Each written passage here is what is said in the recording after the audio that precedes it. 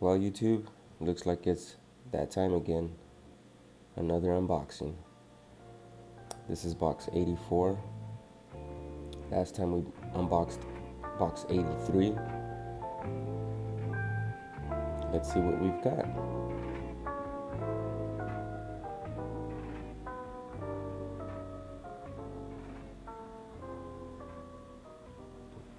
Must say these are exciting. Very nice sticker right off the bat. I do like this sticker. This is the list of baits. So let's look at the sticker first. That's pretty cool. Bright colors. It's gonna go really cool on my box. The first lure is a dynamic lure, sneak lure jig, swim jig. This is a pretty cool little jig.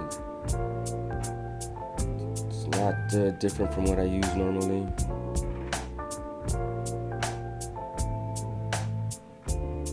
The colors are pretty right on, you know. Green pumpkin, red flake, black flake. Now this lure we've received in box 83. This is that Kraken jig. So this is a repeat bait. This was also in box 83. Which is okay with me, you know. Have extra of a certain or particular bait. It's not the end of the world. And we've got the lake hunters, lake lunkers, crappie crank. This crank's okay. It wasn't my favorite. The paint job is kind of average. And when they put the bait together, it had some flashing from the super glue when the both pieces went together, so kind of made it milky.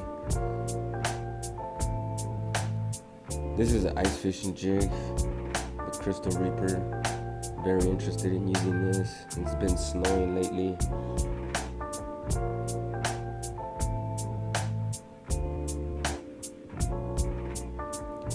I'm pretty nervous about ice fishing, that's why I haven't gone. This is also a repeat bait. This was in box 83, which I don't mind. These get lost all the time. Always getting hung up and losing spinners. So here's the dibble.